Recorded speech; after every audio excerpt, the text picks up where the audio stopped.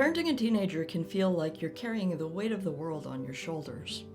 The late nights worrying, the constant negotiating, the second guessing about whether you've done enough or done too much. And the truth is, trying to do it all alone, that's a fast track to burnout, resentment, and disconnection. Today we're going to talk about why you can't and shouldn't do it all alone, what actually happens when you try to do it by yourself, and what your teen gains when you allow yourself to be human and lean on support. And a quick heads up, YouTube just added something new called Hype. For the first 7 days a video is out, you can hype it. It's like an extra level of support beyond liking. It helps videos like this one get discovered by more parents. You get 3 hypes a week, so if this resonates, hit that hype button. And stick with me until the end, because I'm going to give you the one question you should be asking yourself that can immediately shift how you parent when you feel overwhelmed with your teen. Many parents of teens grew up in homes where parents were hands-off. If you were fed and in school and home by dark, that was good enough. Now our generation swings hard in the opposite direction. Helicoptering, fixing, overgiving. We think if I just try harder, if I just figure it out, I can fix this. But adolescence isn't a problem to solve. It's a stage of life. The illusion of doing it alone isn't just exhausting, it's isolating. It makes you think your struggles are proof you're failing instead of proof that you're human. When you try to do it by yourself, here's what it really costs. Emotional burnout, because resentment builds when you keep giving with no refill. You get blind spots because when you're in it alone, you only see from your perspective. And finally, escalation, because your teen feels your exhaustion and it can reinforce their pushback. Let's take the example of a parent who keeps covering for their teen's missed deadlines, emailing teachers, helping them with the assignment late at night. At first, it feels responsible, but over time, the parent feels drained, the teen feels micromanaged, and the relationship becomes transactional. Part of why so many parents end up isolated is because we've been sold a story that says if you were really a good parent, you'd be able to hold it all together on your own. That a good parent handles it all with calm, grace, and endless patience. The reality? Parents are drowning under impossible expectations. Admitting you need support isn't weakness, it's wisdom. No one, let me repeat that, no one is meant to parent a teenager in total isolation. If you're trying to white knuckle it, you're gonna break. And when you break, it doesn't matter how calm you look on the outside, your teen feels it.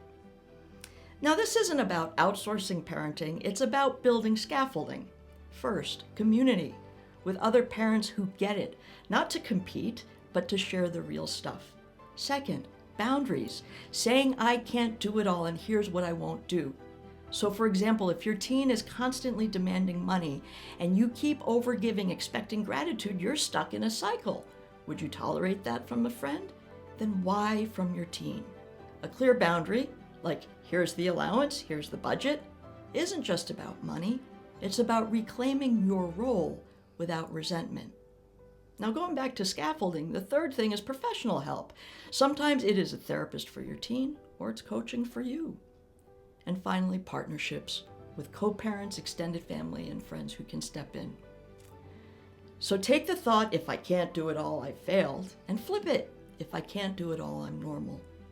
Because your teen doesn't need you to be perfect. They need a human parent who models how to lean on others, set boundaries, and take care of themselves. When you ask for help, you're teaching your teen one of the most important life lessons, resilience, which isn't built in isolation, it's built in connection. A lot of us were taught to believe resilience means toughing it out on your own. But that's actually not how resilience develops. Resilience is built in connection because it's in relationships that we learn to recover from difficulty without losing ourselves.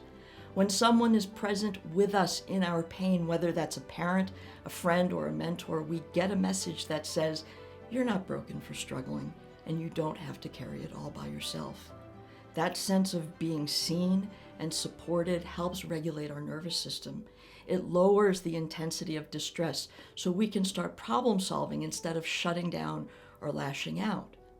For teens especially, connection is the buffer that keeps adversity from turning into despair.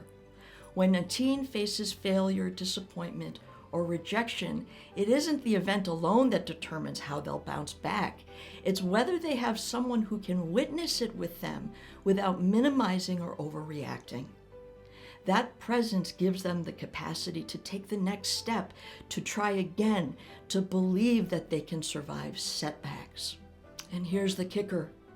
When you as a parent model asking for help, leaning on community, and building boundaries that keep you grounded, you're showing your teen that resilience isn't about never breaking. It's about finding the supports that help you bend without snapping. The shift is simple but not easy. Stop asking, why can't I do it all? And start asking, who can stand with me? Parenting is already the hardest job you'll ever do. You don't get medals for doing it alone. You just get tired. So stop chasing an impossible standard and get support. Set boundaries and find your place to stand. They need you steady, clear, and supported. If this spoke to you, subscribe right now. I've got new videos every week that go straight into the real struggles of parenting teens. And if you're ready to stop white knuckling it and get some real support, there's a free 30-minute consult waiting for you. The link is below. Don't do this alone.